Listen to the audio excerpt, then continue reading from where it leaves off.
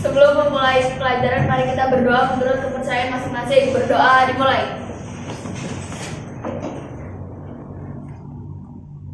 Berdoa selesai. Memberi salam. Assalamualaikum warahmatullahi wabarakatuh. Waalaikumsalam warahmatullahi wabarakatuh. Oke, hari ini siapa yang nggak masuk? Banyak ya? Assalamualaikum. Mana? Masuk ke mana? Hah? Terus siapa lagi? Ada. Kenapa ada? Sakit dulu. Terus?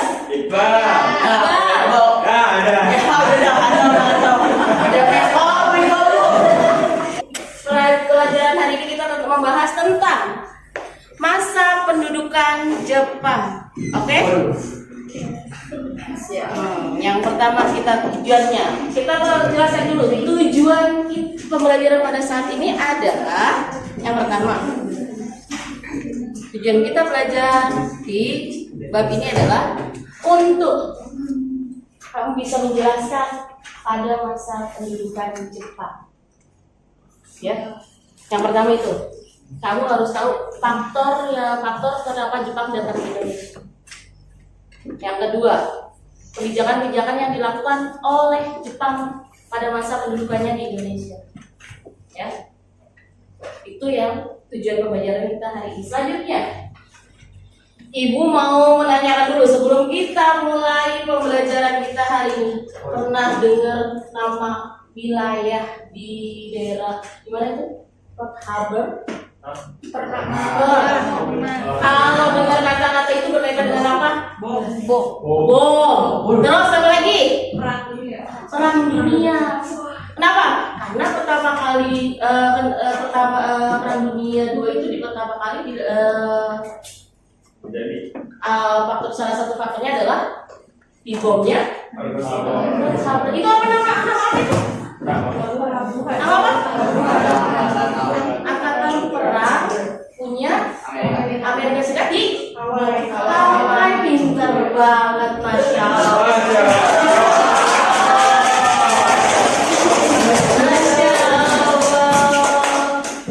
Itu adalah salah satu faktor dimulainya. Apa hubungannya Jepang dengan Pearl Harbor, Bu? Nanti kita akan menjelaskan selanjutnya. Selanjutnya pertanyaannya kedua untuk Ibu, adalah untuk kalian. Apa yang kamu ketahui tentang ini? Jepang. Apa yang kamu ketahui tentang Jepang? Negara ibu. Apa lagi? Romusnya terus. Apa lagi? Takoyaki. Apa? Sushi. Wibu. Negara wibu. Terus romusnya katanya. Terus takoyaki, ramen, sushi. Cuman satu yang jawabannya berkaitan dengan Indonesia. Romusnya, lu pada pikirannya makan. Emang nggak ada di Indonesia. Iya. Oke, perhatikan ya. Sebelum Ibu mulai, ya. Sebelum mulai menjelaskan tentang faktor-faktor dari penjajahan Jepang, kita lihat video dulu ya. Kamu sudah pintar-pintar kok. Amin. Kita lihat dulu ya video tentang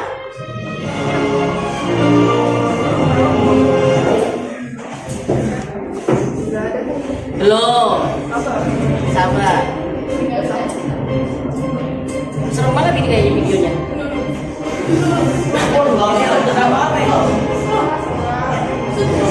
Jas merah. Artinya jangan melupakan sejarah. Historia Vitae Magistra. Artinya jangan karena sejarah kita menjadi bijak.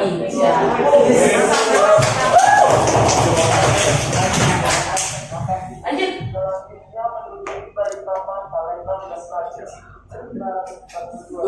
Ganteng banget.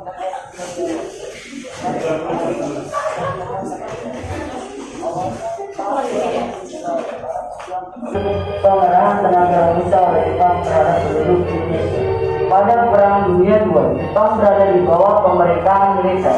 Semua kebijakan politik, ekonomi, dan sosial ditujukan untuk kepentingan perang melawan sekutu. Penuhi tenaga manusia, Jepang menerapkan sistem kerja paksa di negara jajahannya.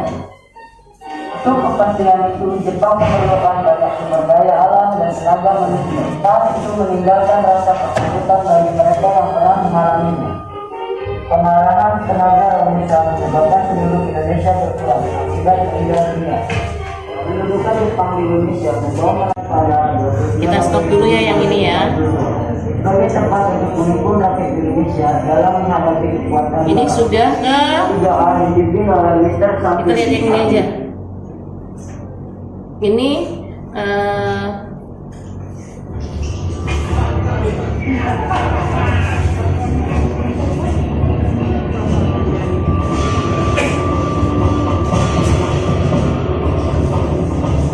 dia mendarat di beberapa wilayah. Jadi dia melakukan penjajahan ya, pelayanan juga maksudnya melakukan imperialisme. Ini video film jadi yang buat seperti ini. Ini Belandanya nih. Jadi dia mau melakukan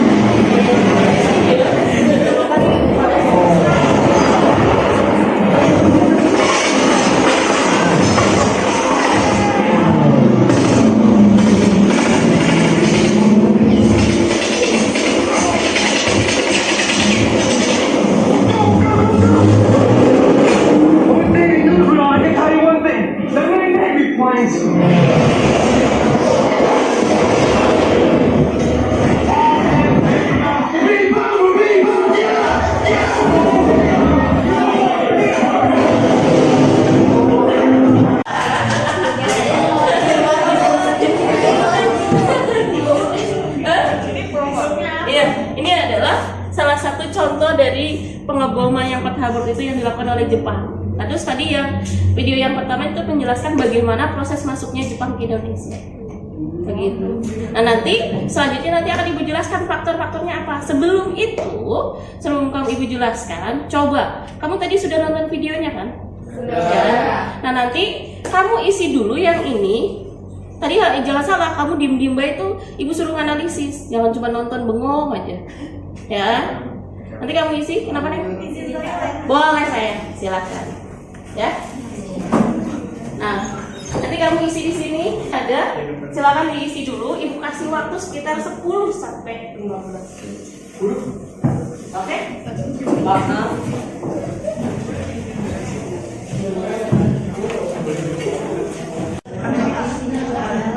Ada masalah Ibu? Pak, ada masalah ya? Oh, dikerjakan. Ibu sama nilai ya. Yes.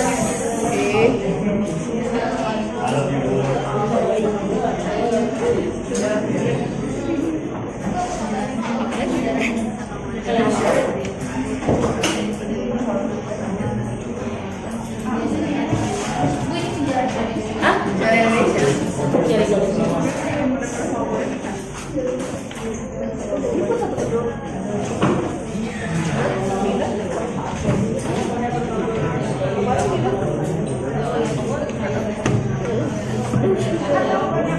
Yahoo, berapa? Ini pasti ada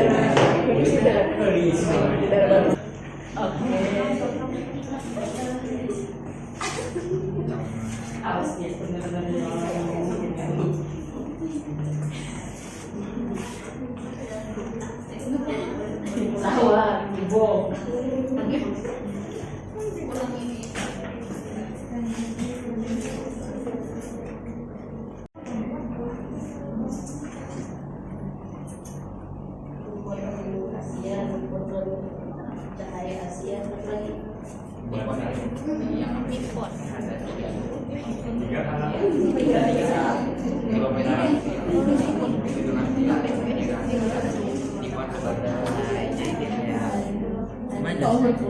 Jadi itu kayak udah melindungi, kayak mengayomi lah. Jadi bangsa Indonesia tuh bakal diamani.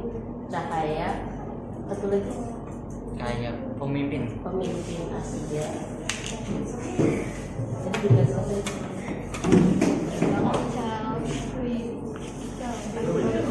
Kamu suka baca? Suka baca? Oh iya. Soalnya kan itu Bu.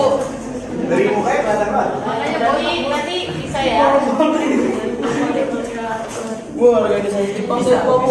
Tadi yang Oh iya.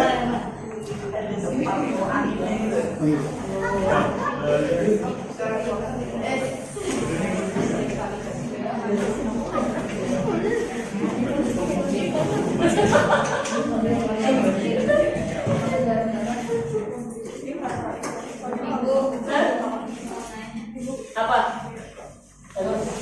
Apa? What?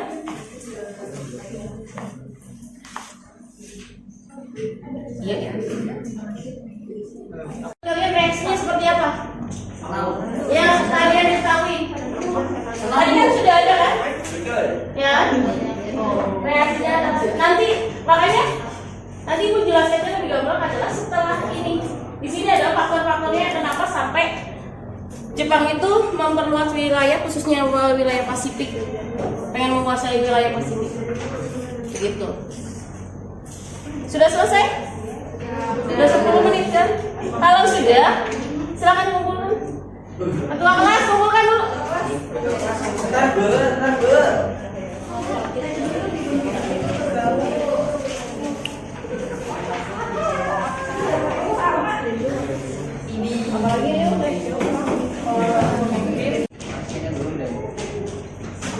Nah, bagus.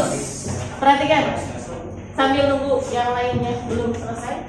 Tadi Ibu lihat bahwa ada yang suka banget dengan Jepang. Saya jelaskan nanti kita akan membentuk kelompok tentang kebijakan-kebijakan yang dilakukan oleh Jepang. Ibu jelaskan dulu dari video yang tadi tentang proses masuknya Jepang.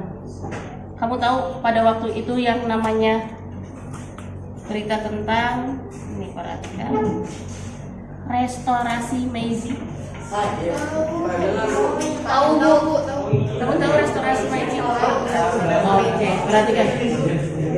Kenapa sampai ada restorasi Meiji? Pada waktu itu kan Jepang dipimpin oleh kaisar ya. Tapi yang berkuasa itu kesogunan atau shogun, bukan motor ya. Shogun. Tahu shogun? Kaisar itu tidak punya kekuasaan pada waktu itu. Itu dimulai itu dari sejak tahun 1906 1639 Shogun menjalankan dia itu berkuasa itu yang namanya shogun itu pernah yang Ibu baca dari buku itu selama berkuasa itu selama 200 tahun.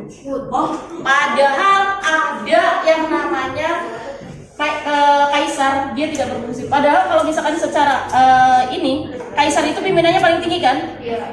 Tapi pada waktu pas kesogunan sudah muncul ini, dia itu berkuasa, yang sangat berkuasa itu adalah si shogun ini. Nah, shogun itu sampai melakukan satu, dia melakukan politik sakoku atau politik isolasi. Maksudnya dia menutup diri dari semua budaya, maksudnya semua yang maksudnya yang masuk ke Jepang itu ditutup, termasuk dalam bidang semuanya. Jadi dia itu menutup diri dari pengaruh-pengaruh negara lain di segala bidang, menutup diri. Terus, terutama pada pemerintahan Shogun Tokugawa. Terus ada lagi, apalagi yang menjadi faktor dari restorasi itu terjadinya persaingan antara Shogun dengan daimyo. Daimyo itu adalah tuan tanah. Masih sama-sama Indonesia. Daimyo itu adalah Indonesia juga sama. Dulu itu yang namanya masa-masa feodal yang memimpin tertinggi adalah tuan tanah. Sama di Jepang juga seperti itu. Terjadi persaingan. Nah, mereka si Shogun itu merasa tersaingi, terus ada lagi. Habis itu dia melakukan perluasan wilayah, ya kan? Ada muncul dari berbagai yang istilahnya apa namanya? Akhirnya yang terakhir itu ada pada 31 Maret Commodore Mate datang dan berhasil memasak. Jadi dia itu datang ke Jepang memaksa Kesogunan Tokugawa untuk melakukan politik persahabatan. Oh. Gitu. Tapi mau. Dipaksa. Karena pada waktu itu kan si Jenderal Commodore itu kan orang Belanda yang itu ya, yang istilahnya Belanda itu lagi menguasai yang namanya negara-negara termasuk Asia. Nah akhirnya dari situ politik yang tadi aku bilang Sakoku itu sudah tidak ada lagi karena dibebaskan oleh itu. Lanjut setelah ada Kaisar Mei, akhirnya siapa namanya Kaisar itu mempunyai kekuasaan lagi setelah masuknya si Commodore itu. Commodore siapa tadi? Commodore Mateo Perry. Kamu pernah dengar? Ya. Mengadakan program melalui kebijakan reformasi Belanda, militer, pendidikan, ekonomi, sosial, dan hukum. Karena si Tokugawa itu sudah tidak berkuasa lagi setelah masuknya si Commodore ya. Terus ada lagi adanya doktrin Kokkochiu tersebut dari ajaran Shinto Jepang. Satu lagi di Jepang itu melarang agama lain masuk, termasuk tidak boleh masuknya agama Kristen pada waktu itu. Yes, terus di situ ada ajaran Shinto kan, tumbuh menjadi negara modern dan berambisi untuk menguasai negara-negara lain. Dari faktor itulah, dari yang namanya adanya doktrin Hakko Aichiu tersebut, ya, itu dia punya ambisi untuk menguasai wilayah-wilayah yang lain. Lanjut, Jepang muncul menjadi negara imperialis baru di dunia karena setelah istilahnya apalagi ditambah dengan dia berani melakukan pemboman di angkatan perang Amerika Serikat. Dia sudah berani, sudah pede gitu, melakukan perluasan wilayah khususnya di wilayah Pasifik. Ya kan? Nah itu. Terus di sini ada lagi apa yang dilakukan oleh Jepang setelah melakukan imperialisme, yaitu beberapa usaha yang dilakukan dalam membangun dan memperluas imperium adalah sebagai berikut. Perang Sino-Jepang. Pernah dengar? Belum. Kita belum ke situ ya. Nanti ada perang Rusia-Jepang. Pernah kan? Terus ada Jepang menginvasi wilayah jajahan Prancis di Indonesia. Jadi dia itu menginvasi, jadi menguasai pokoknya wilayah-wilayah yang dikuasai oleh Prancis itu, orang negara-negara Barat dikuasai karena dia pengen menguasai juga, pengen menjadi negara yang kedua setelah Amerika Serikat, negara Barat. Kan Jepang? Dia lagi dijajah itu siapa namanya? Prancis lagi menjadi Indonesia, dikuasai lagi oleh yang namanya Jepang, diambil alih. Keren banget Jepang. Makanya kadang-kadang ibu juga heran sama kalian ya. Kenapa sih pada suka Jepang? Ya Jepang Lebih modern. Indonesia juga sebenarnya Indonesia juga bisa modern, cuma karena masyarakatnya masih mengadopsi budaya-budaya. Iya. Nah, Jadi sibuk kayak gampang buat dimanipulasi gara-gara kayak di anime ya. memang dalam hal segala itu memang Jepang itu kadang-kadang memang negara yang modern. Indonesia juga lagi modern. Cuman masalahnya adalah masyarakatnya gampang punya pengaruh sehingga modernnya kurang berkembang. Modern negara. Masyarakatnya belum begitu. Ya, Jepang menyerang Pearl Harbor, pangkalan angkatan laut Amerika Serikat di Hawaii pada 7 Desember 4 hari ini. 7 Desember. Memperingati loh. Mau memperingati. Nah, dari dibilang kan Pearl Harbor itu adalah dimulainya Perang Dunia Kedua. PD1 apa yang menyebabkan dibunuhnya pangeran siapa? Beda sampai Renaissance. Nah, kalau yang perang dunia yang kedua adalah faktornya adalah salah satu penyebabnya ini. Berarti sampai dengan ya perang dunia kedua itu kalau kaitannya dengan ini adalah semakin pede dong di Jepang, ya kan, melakukan perluasan wilayah setelah dia berhasil mengebom yang namanya adalah pertahanan dari Amerika Serikat itu. Keren ya. Terus tadi ada pertanyaan. Belanda menyerah tanpa syarat, ini nggak usah ya, kita langsung ke pendudukan di Jepang Indonesia. Apa yang dilakukan oleh orang Jepang terhadap Indonesia? Ya, seperti apa? Propaganda. Propaganda terus. Saudara tua bangsa Indonesia, sok banget. Ya. Karena pada waktu itu maaf ya, Jepang itu pada waktu itu Indonesia masih dijajah oleh Belanda. Dia datang sebagai seorang pahlawan.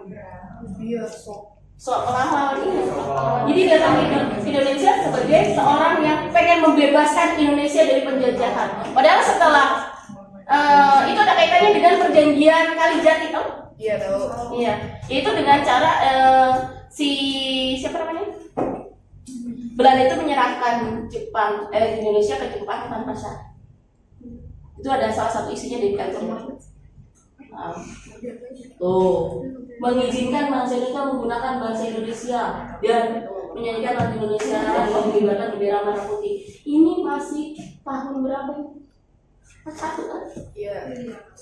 Baru kan kita merdeka setelah 45 kan? Ini kasih yang sudah diserahkan ke Belanda. Kita dijajah oleh Jepang berapa tahun? 3,5 tahun.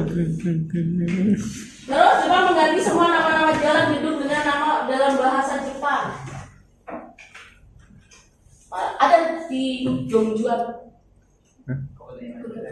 Gedung Juang. Ya. Itu ada ke Jepang sekangannya sedikit lah. Karena itu peninggalan. Terus apa lagi? Emang masih ada peninggalan Jepang di sini yang menggunakan jalan Jepang? Pernah dengar? Pernah dengar? Terus tadi apa aja? Gerakan membentuk gerakan 3A. Nippon, Cahaya Asia. terus Pelindung Asia. Lindong, Pemimpin Asia.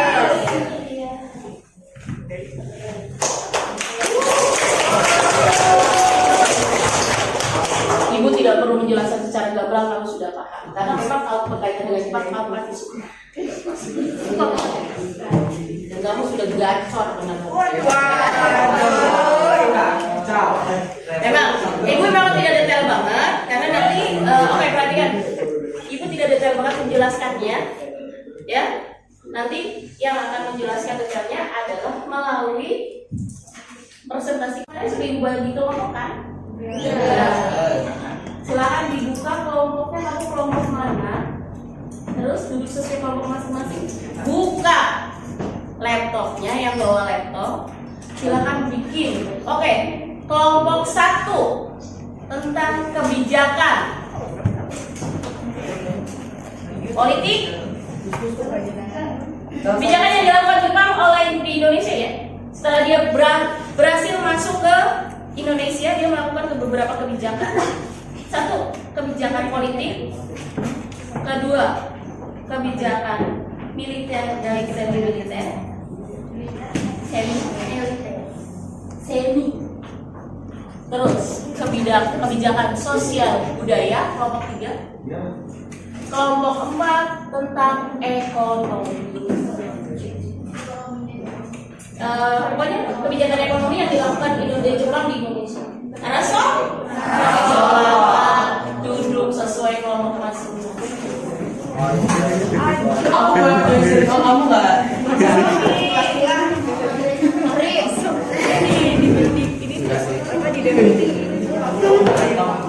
Bisa kan bikin gambar poster?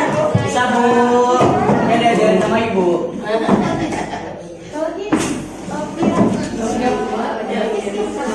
Laptop cah.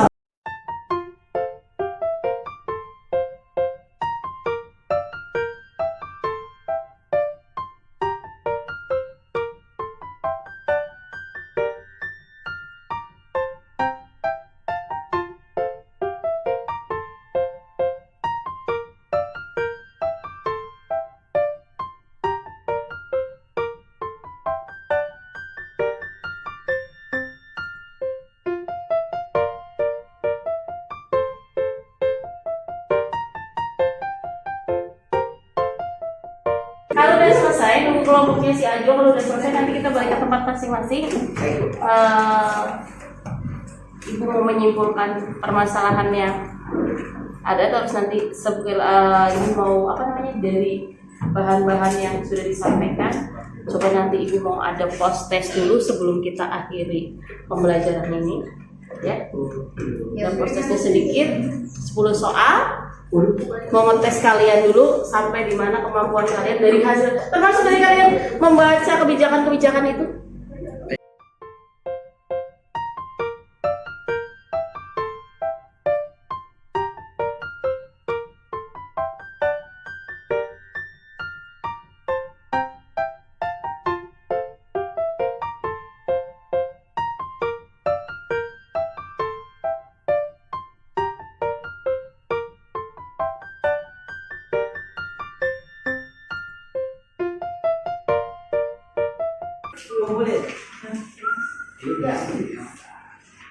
Sudah selesai? Sudah. Oke. Silakan dikumpulkan prosesnya. Kita mau kelas, Bu. Ya.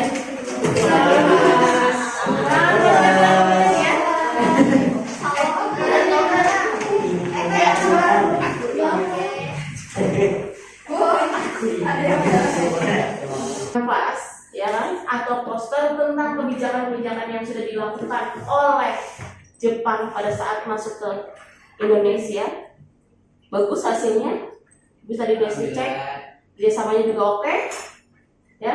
Nanti kita presentasikan di pertemuan selanjutnya, ya kan? Jadi kesimpulannya adalah Jepang masuk Indonesia kenapa? 1. Ayo. Jepang Indonesia masuk apa? Menguasai wilayah Asia, khususnya dari Asia. Terus apa lagi? Apa lagi? Apa lagi? Apa lagi sih?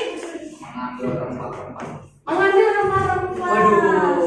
Bagaimana reaksinya bangsa Indonesia ketika masuk ke Indonesia? Reaksi bangsa Indonesia terhadap kedatangan Jepang? Senang karena merasa ditolong dari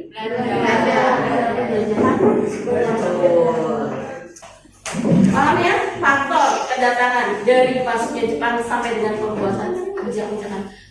Coba kamu bayangkan sampai sekarang itu antara Indonesia dengan Palestina mirip. Lebih parah mana Indonesia dengan Palestina? Palestina. Free Palestine.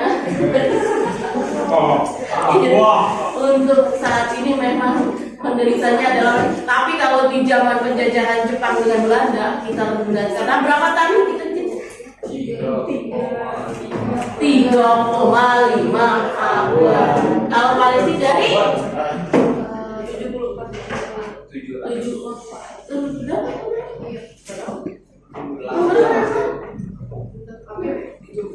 tuh yang bisa dirasakan oleh bangsa Indonesia sekarang sudah dirasakan oleh bangsa, makanya kita harus punya empati yang tinggi terhadap negara-negara yang sudah dilakukan penjajahan. Oke? Oke, Bu. Bagaimana? Terima kasih, Bu.